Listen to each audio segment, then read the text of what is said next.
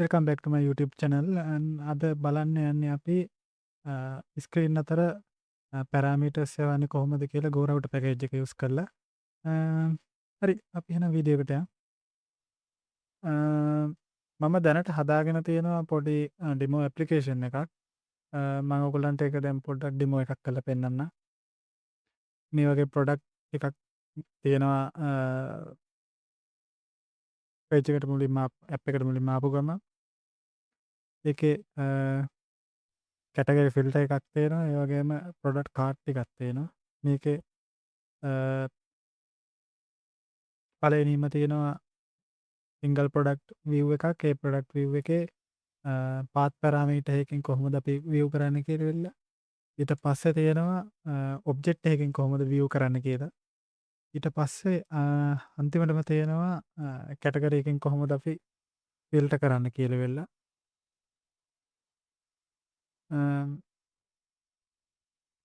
මේක තමයි දැනට තියෙන ඇප්ලිකේෂන් එකේ ෆයිනල් අවුට්පුට් එක. අපි දැන් බලමු අද අපි කරන්න යන දේවල් ගැන. මුලින්ම අපි කරනවා පාත් පැරාමීටර් එකක් කොහොමද රවුටර් එකකට පාස් කරන්න කියලා වෙලා. ඊට පස්සේ බලනවා ඒ පාත් පැරාමීටර් එකේම මල්ටිපල් පාත් පැරාමීටර්ස් යවන්නේ කොහොමද කියලා. ඊට පස්සේ අපි බලනවා අයි query පැරාමීටර්ස් යවන්නේ කොහොමද කියලා. අන්තිමටම බලනවා එක්ස්ට්‍රා කියලා ඔබ්ජෙක්ට් එකක් පාස් කරන්නේ කොහොමද කියලා. අපි දැන් යන් කෝඩ් එකට. කෝඩ් එකෙත් කලින් වීඩියෝ එකේ තියච්ච කෝඩ් එකම තමයි මම එක්ස්ට්‍රා විදිහට කරලා තියෙනවා. රට රිවර් පොඩ් එක ඇඩ් කරගෙන තියෙනවා. ඒකෙන් තමයි මේ ඔක්කොම ප්‍රොඩක්ට් ඩීටේල්ස් ටික අරගෙන තියෙන්නේ. මේ තියෙන දැනට තියෙන රිවර් පොඩ් කන්ෆිගරේෂන් ටික. ඊට පස්සේ හෝම් එකට ආවොත් හෝම් එකේ තියෙනවා දැනට මම පෙන්නලා තියෙනවා ලිස්ට් එකක් ඇතුලේ අපේ තියෙන ප්‍රොඩක්ට් ටික. ඊට පස්සේ ඔක්කොම මේ අයිකන් බටන්ස් වලට මම ඇඩ් කරගෙන තියෙනවා on tap callbacks ටික. ඒකේ හදාගෙන තියෙනවා දැනට මම යූස් කරලා තියෙන්නේ normal යූස් කරන navigator class එක. class එකෙන් page අතර navigate වෙන්න. ඊට පස්සේ මම හදාගෙන තියෙනවා වෙන වෙනම page හදාගෙන තියෙනවා single product screen with path parameter කියලා and හදාගෙන තියෙනවා single product screen with product object කියලා. ඊට පස්සේ හදාගෙන තියෙනවා මම මෙන්න මේ කැටගරි එක ෆිල් කරගන්න පොඩි ඩයලොග් එකක්. ඒ ඩයලොග් එක තමයි මේ දැනට තියෙන්නේ. ඒකට මම පාස් කරගෙන තියෙනවා build context එකයි on go tab කියලා callback method එකකුයි. අපි එහෙනම් පළවෙනියටම බලමු අපේ කොහොමද path parameters පාස් කරන්න කියලා. path parameters පාස් කරන්න දැන් මම කරලා තියෙන්නේ මෙතනින් product ID එකක් යවන්න ඕනේ.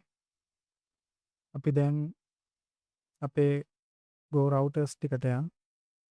දැනට මම routers මුකුත් ඇඩ් කරගෙන නැහැ. දැන් මම ඇඩ් කරනවා router එකක්. ඒක ඇඩ් කරගන්නවා මම path parameters කියන එකට. import කරගෙන අපිට පාස් කරන්න ඕන product ID එක. මම path එකකුත් දාගන්නවා. product path screen කියලා දාගන්නවා මම දැනට. අපිට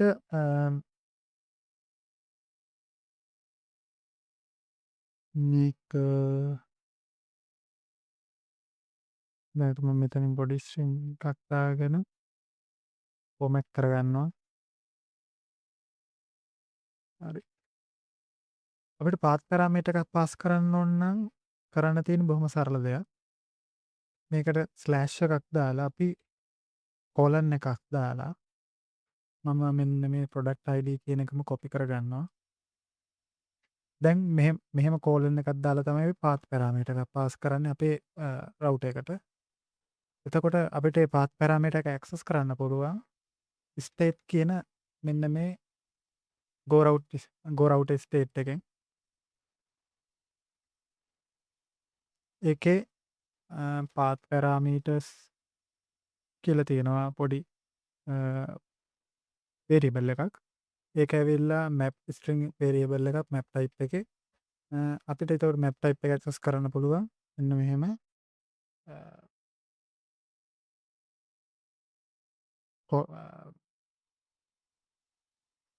ස්ක්වයර් බ්‍රැකට් එකක් දාලා මෙන්න මෙහෙම ඇක්සස් කරන්න පුළුවන්. දැන් අපි එතකොට මේකට මේ ප්‍රොඩක්ට් ID එක ඇක්සස් කරනවා. තාම එරර් එකක් ඇවිල්ලා තියෙන්නේ මේක ඩයිනමික් වගේ වැලියු එක නිසා අපි ඒක ස්ට්‍රිං එකකට කන්වර්ට් කරගමු. අපි ස්ට්‍රිං එකක් කියලා දන්න නිසා අපිට ස්ට්‍රිං එකකට කන්වර්ට් කරගන්න. හරි. මම දැන් මේ පාත් පැරාමීටර් එක කොපි කරගෙන දැන් මම යන හෝම් එකට. හෝම් එකට ගිහිල්ලා මෙතන මේක මම අයින් කරනවා දැනට. මේක මට වැඩක් නෑ දැන්. අරගෙන context.push කියලා වෙලා තියෙන මෙතඩ් එක කෝල් කරනවා. මම දැනට මෙන්න මෙතනට දැනට නෙමෙයි මේක මෙතනට මම ෂෙයා කරනවා product ID එකේ product ID එක පාස් කරනවා. මෙන්න මේකත් මම අයින් කරගන්නවද? අපිට රීස්ටාර්ට් කරන්න ඕනේ ඇප් එක. හරි. දැන් මේක ක්ලික් කරාම අපේ product page එකට යනවා. ඊට පස්සේ අපි බලමු කොහොමද අපි පාස් කරන්න කියලා වෙලා multiple path parameters. ඒකට මම පොඩි මෙතනින් පොඩි variable එකක් define කරගන්නවා. usid කියලා දැනට දාගමු. ඒක මම මෙතන define කරගෙන මම දැනට මෙතනින් print statement එකක් දාලා ඒක show කරනවා. හරි. අපිට මෙතන error එකක් ඇවිල්ලා තියෙනවා. අපි දැන් පාස් කරන්න ඕනේ තව මේකට පැරාමීටර් එකක් විදිහට usid එක. අපි තව පැරාමීටර් එකක් මේකට පාස් කරනවා නම් අපිට පාත් පැරාමීටර් එකක් මෙහෙම ස්ලෑෂ් එකක් දාලා අපිට පුළුවන් ආපහු මේ විදිහටම usid කියලා වෙලා හරි Tamanට කැමති අදාළ usage එකේ හැටියට අපිට පුළුවන් මේතනින් ඒක define කරන්න. මේකත් ඒ විදිහම තමයි. මේකත් ඒ විදිහටම අරගෙන මම ඇප් එක රීස්ටාර්ට් කරගන්නවා.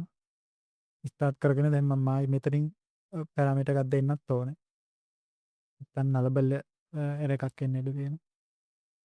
දැනට මම use 1 2 3 කියලා උතරක් නිකන් දෙනවා. හරි. ගිහිල්ලා බලමු දැන්. debug console එක clean කරගත්තා. ඔයාලට පේනවා අපිට print වෙලා තියෙනවා user 1 2 3 කියලා අපි මෙතනින් පාස් කරපු value එක. ඒ විදිහට තමයි අපි path parameters කීපයක් පාස් කරන්නේ. හරි අපි ඊළඟට බලමු කොහොමද අපි query parameter එකක් පාස් කරන්න කියලා route එකකට. මම දැනට හදාගෙන තියෙන show category filter කියලා වෙලා මම කලින් පෙන්නපු විදිහටම අපි දැන් යන් route වලට එකට ගිහිල්ලා මම මේකේ route එකේ කොපියක් අරගෙන මම මේකට දාගන්නවා category screen එක. category screen එකට අපි පාස් කරන්න ඕන category කියන string variable එක. string parameter එක. මම මේකටත් දාගන්නවා category screen එකම copy කරගෙන category screen කියලා. සාමාන්‍යයෙන් අපි query parameter එකක් පාස් කරනකොට අපි පටන් ගන්නවා මෙහෙම question mark එකක් දාලා ඊට පස්සේ filter ඒ වගේ අපිට කැමති එකක් නමක් දාන්න පුළුවන්. නමක් දාලා අපි ඒකට දැනට අපි පුට් කියලා දාමු. ඒ විදිහට අපිට ෆිල්ටර් එකක් හදන්න පුළුවන්. ඒ ෆිල්ටර් එක අපිට ඇක්සස් කරන්න පුළුවන් මේ කලින් මේ විදිහටම තමයි ස්ටේට් ඔබ්ජෙක්ට් එකෙන් අපිට ස්ටේට් එකේ තියෙනවා URI වල query parameters කියලා. ඒකත් අපිට තියෙන්නේ map ඔබ්ජෙක්ට් එකක්. ඒකත් අපිට ඇක්සස් කරන්න පුළුවන් මෙන්න මේකේ මෙන්න මේ name එකෙන්. දැනට මම දාලා තියෙන ෆිල්ටර් කියලා. ෆිල්ටර් එකෙන් අපිට ඇක්සස් කරන්න පුළුවන් අපේ value එක. ඉතින් මම ඒකත් as string විදිහටම දාගන්නවා. හරි. අපි යන් home screen එකට. home screen එකේ දැනට තියෙන navigator class එකෙන් හදපු එක. එක වෙනුවට මම දාගන්න contest.push කියලා. ඒකට මම මෙතනින් route එක copy කරලා මට දැන් මේ put කියන ඒ category එක අයින් කරගන්න ඕනේ. අයින් කරලා මෙන්න මේ විදිහට call කරලා ඒකට මම මේ value එක මේ විදිහට pass කරනවා. pass කරලා category screen එක import එකත් අයින් කරනවා එතනින්. හරි. මම දැන් put කියලා වෙල්ලා type කරලා යනවා. ඊට පස්සේ අපිට filter වෙච්ච product එක පෙන්නනවා. අපි ඊළඟට බලමු multiple query parameters යවන්නේ කොහොමද කියලා. සාමාන්‍යයෙන් අපි question mark එක දාලා වෙලා filter කියලා දැනට අපි පටන් අරගෙන value එකක් දීලා ඊට පස්සේ අපි multiple parameters multiple query parameters pass කරන්න ඕන නම් අපිට මෙහෙම n% එකක් දාලා අපිට පුළුවන් තව name එකක් define කරන්න. මම දැනට price කියලා දාන්න. price කියලා දාලා වෙලා ඒක එකත් අපිට පුළුවන් pass කරන්න ඒ විදිහටම equal කරලා. මම මේකටත් දාගන්නවා final double price කියලා. ඒක මම මෙතනින් define කරනවා required parameter එකක් විදිහට price කියලා. දැනට මම ඒකෙන් මොකුත් price එකෙන් කරන්නේ නැති නිසා කලින් විදිහටම print කරනවා.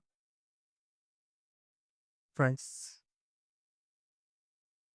හරි. මෙතන error එකක් ඇවිල්ලා තියෙනවා price කියලා අපිට ගන්න ඕනේ.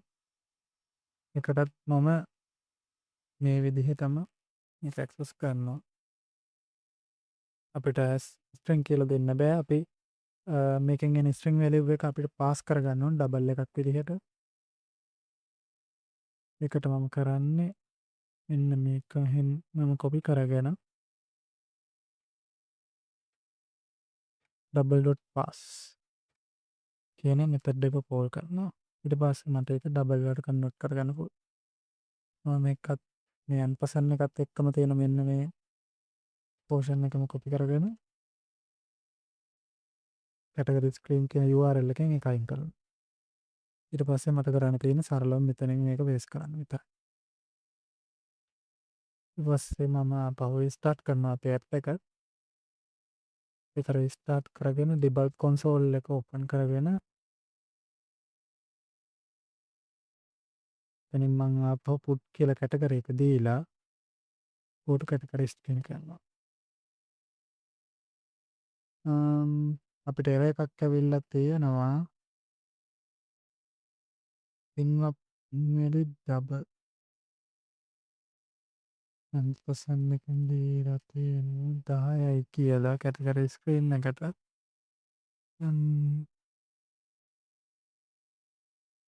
ඒකේ ප්‍රශ්නයක් නෑ දැනට. price double ප්‍රශ්නේ තියෙන්නේ අපි අරගෙන තියෙන්නේ price නෙමෙයි filter එක.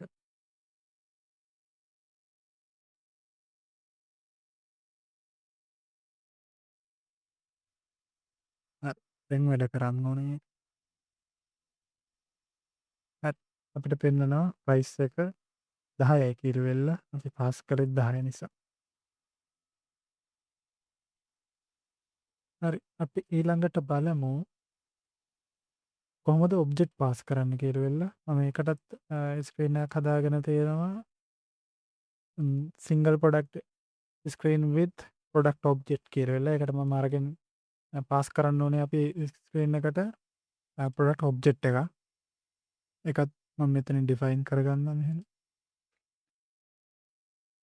ඒකට අපි product object එක පාස් කරන්න ඕන.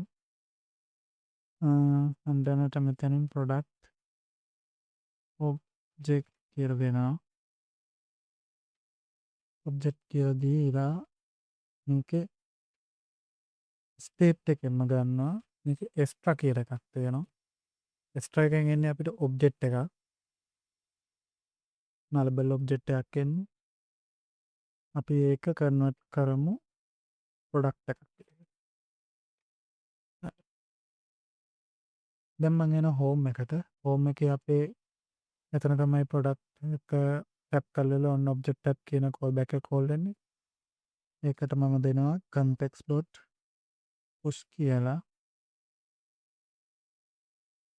ඒකේ තියෙනවා අපිට extra කියලා වෙලා object එකක් pass කරන්න පුළුවන්. ඒකෙන් මම pass කරනවා product එක. ඊපස්සේ මම මේකත් අයින් කරගන්න මේ විදිහට. හරි. දැන් මම object එක click කරලා අපේ page එකට යනවා. හරි. single product with product object. හරි අපි අද බැලුවේ go router එකත් එක්ක කොහොමද අපි router parameters pass කරන්නේ අනිත් screen එකකට කියලා. එහෙනම් අපි ඊළඟ වීඩියෝ එකෙන් හම්බෙමු.